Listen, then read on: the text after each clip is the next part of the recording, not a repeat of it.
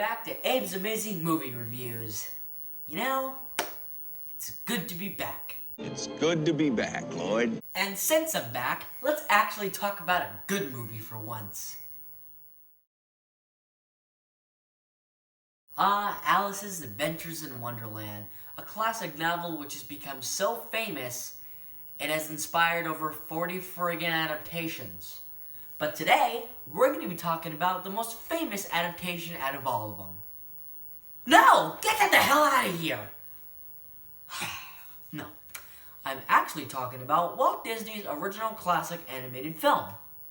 You know, this one.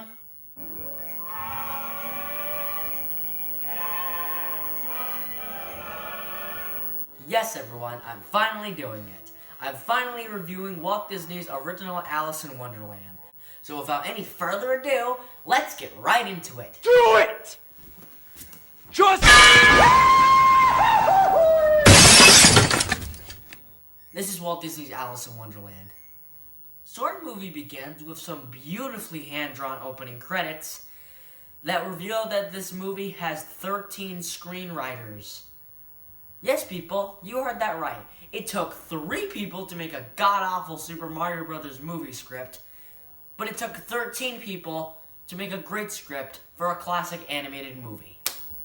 So after the opening credits, we meet up with Alice and her sister, who is trying to read Alice her history lesson while Alice is on the top of the tree messing around with her cat, Dinah. Alice? What the hell are you doing? I'm not paying attention, that's all. Books are so boring to me. Pay attention to your history lesson, my dear. Well, it doesn't really matter if I do pay attention or not, because in like the next scene I'm gonna walk like 2 feet away from this tree, and you're not even going to notice. Well, yes, you are right about that. Oh, and for anyone who says that this isn't Alice's sister in the movie... No! So Alice eventually gets so bored of her history lesson that she decides to tell Dinah about her idea of a magical fantasy world of literary nonsense. If I had a world of my own, everything would be nonsense. Nothing would be what it is, because everything would be what it isn't. And contrariwise, what it is, it wouldn't be. And what it wouldn't be, it would. You see? Ow! Alice then decides to lay in the flowers and sing about a world of her own. She then immediately notices a white waistcoat-wearing rabbit with a pocket watch, and because of her burning curiosity, she decides to chase after him. Please, sir! You can't be saying hello goodbye. The white rabbit then jumps down a rabbit hole as Alice continues to follow. Haven't been invited? Curiosity often leads to...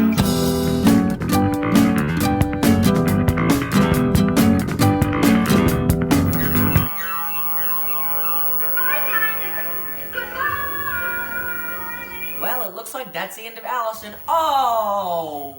What? Oh, you lucky son of a... So yeah, apparently Alice's dress saves her from falling to her death. As Alice continues to parachute down the rabbit hole with her dress, she then notices tons of floating objects. Hey, Vsauce, Michael here. Alice's trip down the rabbit hole finally ends when she finds the white rabbit and chases after him, only to end up in a very strange hallway and finds the talking doorknob. Oh, I beg your pardon. Alice then looks through the door's keyhole. Here's Alice? Alice then finds out that the white rabbit is on the other side of the door and tries to go through, only to find out that she's way too big, meaning that it's simply impassable. You mean impossible? No, impassable. Nothing's impossible. It's impossible! A small table then immediately appears out of nowhere with a bottle and a label on it that says, "Drink me." Better look first. For if one drinks much from a bottle marked poison, it's almost certain to disagree with one sooner or later. And what does Alice do? She immediately drinks the bottle anyway.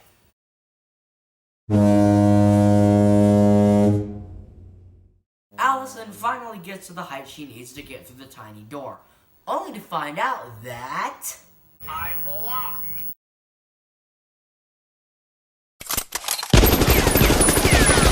So since the door is locked, a key then immediately appears on the top of the table. But since Alice is too small to get it, she tries to climb up one of the table's legs. She fails.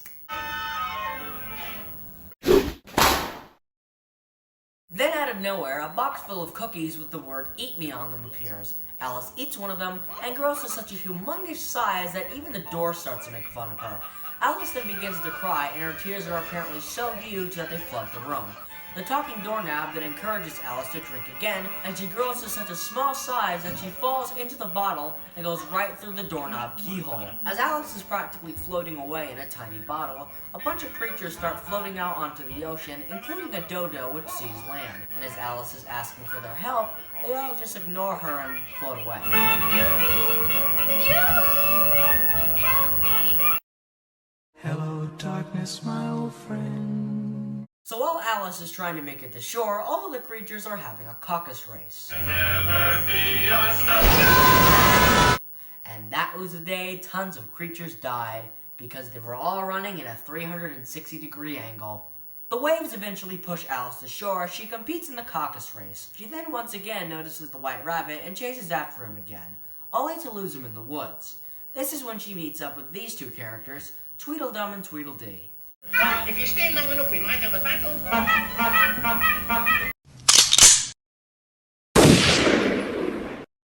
Must be going. Why? Because you don't! The two Tweedles then decide to tell Alice a story about curious oysters, and because of Alice's curiosity, she decides to stay and listen. The Walrus and the Carpenter, or the story of the curious oysters. The story is basically about a walrus and a carpenter who take Mama Baby's oyster children hostage, and the walrus eats them. Oh, and the carpenter chases after the walrus with a hammer. Entertainment for all the family. Woo! Alice eventually gets away from the two Tweedles while they're reciting "You Are Old Father William," and eventually ends up at this house, only to find out that it's the White Rabbit's house.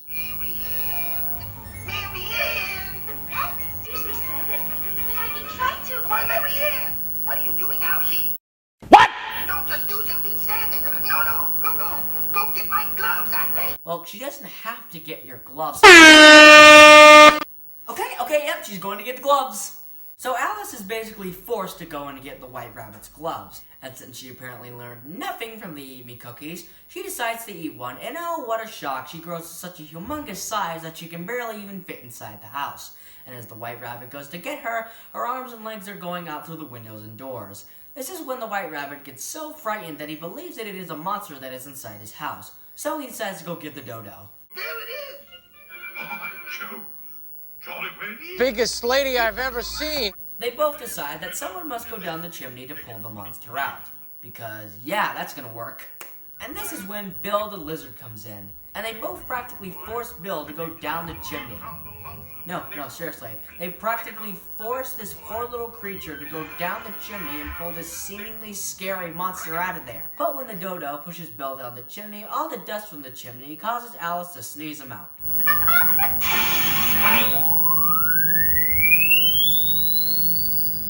Good God, how much higher is he gonna be going?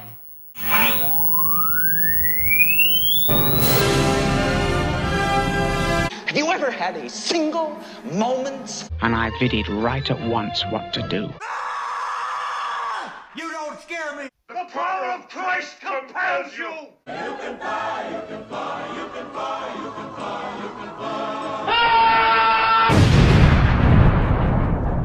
So after Bill didn't work, the dodo decides that the best course of action is to burn down the house. However, Alice finds another way out, by eating one of the White Rabbit's carrots. Wait, what? So it's not just eat me and drink me items that don't make you grow big or small? Huh. I guess in the world of Wonderland, eating any type of food item will make you grow big or small. Ooh. What the hell? What the... So Alice eats one of the White Rabbit's carrots.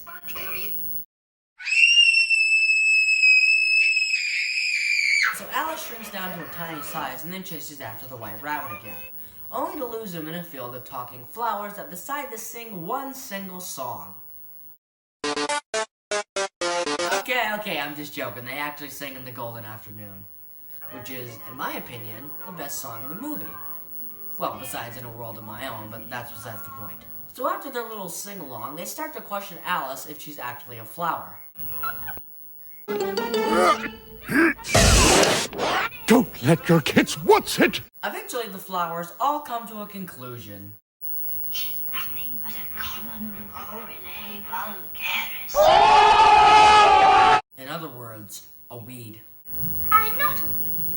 The flowers eventually just push Alice out of their garden, where she meets up with quite possibly the best character in the entire movie, the caterpillar, who is sitting on a mushroom smoking a hookah. This is a family film, right? The caterpillar and Alice then start talking to each other as the caterpillar asks his most famous question.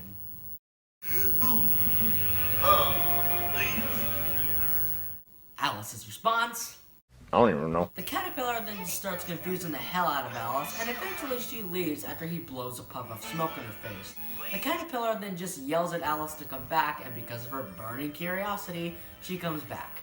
Well, Keep your temper. Alice then tries to tell the caterpillar how 3 inches is such a wretched height, and the caterpillar immediately gets offended by this, and turns into a butterfly.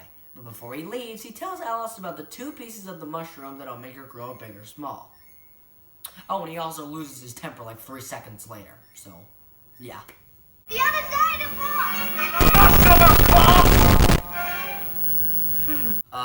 Alice, do you really think that it's a good idea to trust a caterpillar that was smoking a hookah to tell you to eat 2 pieces of a mushroom that'll make you grow big or small?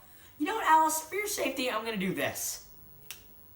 FBI, open up! You're under arrest, Nimrod. But I guess because legal action doesn't take place in this world, Alice decides to eat one side of the mushroom. I don't care. That's funny. That's the kind of way I react when someone says something stupid to me. Hey, Abe, you want to go see that new movie, Cats? No. I don't care. So Alice eats one side of the mushroom and grows to such a humongous size that she gets scolded by this bird who thinks she's a serpent. Alice tries to tell the bird that she's not a serpent, but it doesn't go so well. I'm just a little girl. Little?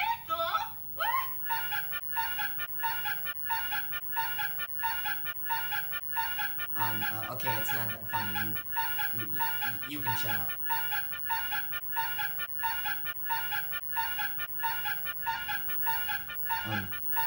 Shut up. Shut up. Shut up!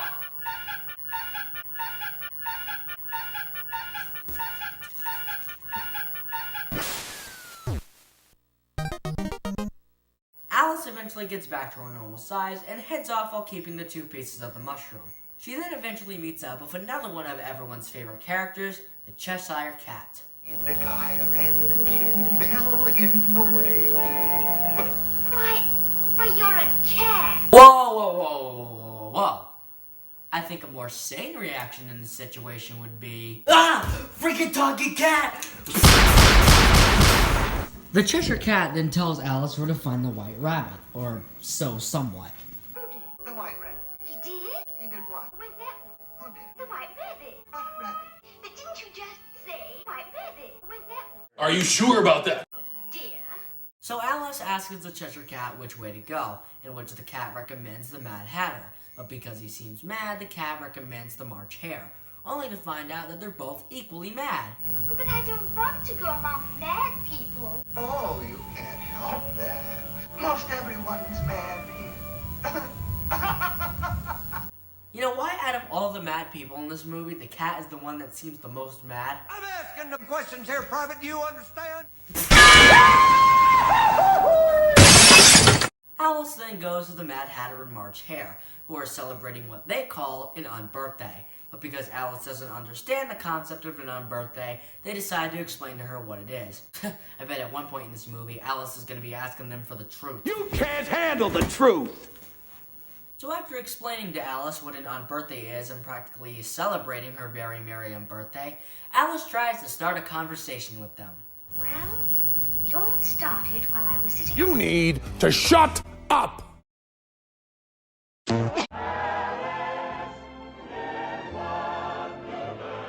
The conversation doesn't really go so well as Alice brings up her cat Dinah, which makes the dormouse go friggin' berserk because of hearing about a cat, which eventually leads to them having to put jam on his nose to calm him down. They then both scold Alice for this, but then they immediately go back to the conversation. Alice then finally leaves these two nut jobs after the Mad Hatter confuses the hell out of her with a riddle. Well, I'm sorry, but I just haven't the time. The time! Who's got the time? It's time to stop! It's time to stop, okay? The White Rabbit then literally appears out of friggin' nowhere as these two nut jobs try to, quote-unquote, fix the White Rabbit's watch. But then a couple minutes later just completely friggin' busted. They then throw the White Rabbit out of their home and Alice finally decides to leave. This is when Alice finally decides she's had enough of all this nonsense and decides to go home. Well, I've had enough nonsense. I'm going home. Straight home. So Alice begins walking back home, and while on her journey, she meets up with a pair of glasses with eyes, a mirror with eyes, And a frog drum and frog symbol. When I get home, I shall write a book about this place. Oh, indeed they have. And it's called Alice's Insanity, the outright insane dreams of a 7-year-old girl. It might become a bestseller. So Alice apparently cannot find her way home, and after she sits down and cries for a little bit, she then meets back up with the Cheshire Cat. Oh boy, time to put another meme over the Cheshire Cat's face! Oh, Cheshire Cat, it's you! Apparently Alice has no way to get home, and apparently all ways in Wonderland are the Queen's ways. Alice then asks the Cheshire Cat where to find the Queen, and the cat gives her the shortcut. I prefer the shortcut. Hey, stop!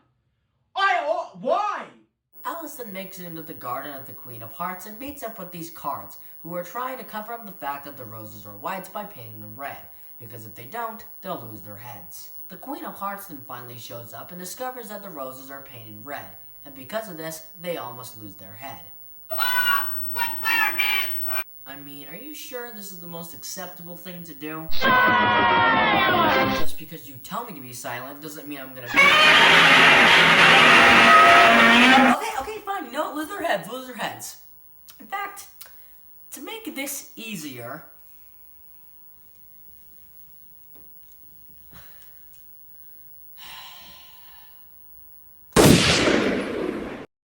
the Queen then discovers Alice and forces her to obey her. And always say, yes, your majesty! But I was just thinking. Can't see why you're thinking. It saves time. So Alice and the Queen of Hearts play a little game of croquet with flamingos and hedgehogs. This of course fails because hedgehogs are not balls. And then out of nowhere, the Cheshire Cat appears and basically almost gets Alice killed because he flips over the Queen of Hearts. But before the Queen of Hearts can order Alice to be beheaded, the king basically begs the Queen of Hearts to give Alice a fair trial. In which she does.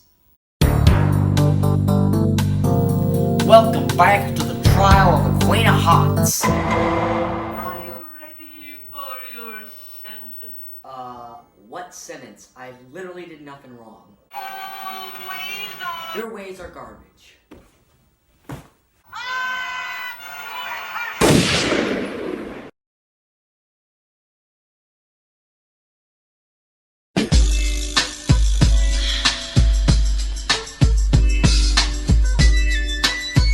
Okay, all jokes aside, let's really discuss this scene. Alice is put on trial by the Queen of Hearts, and the witnesses, who by the way are the Mad Hatter, March Hare, and Dormouse, all give the Queen of Hearts a very merry birthday present. Then the Cheshire Cat immediately appears out of nowhere again, and once again almost gets Alice killed, because the Dormouse freaks out when a cat is mentioned. Jam is accidentally thrown onto the Queen of Hearts, and because none of these characters want to lose their heads, the jam and hammer is given to Alice. Alice then remembers that she has those 2 pieces of the mushroom and eats them.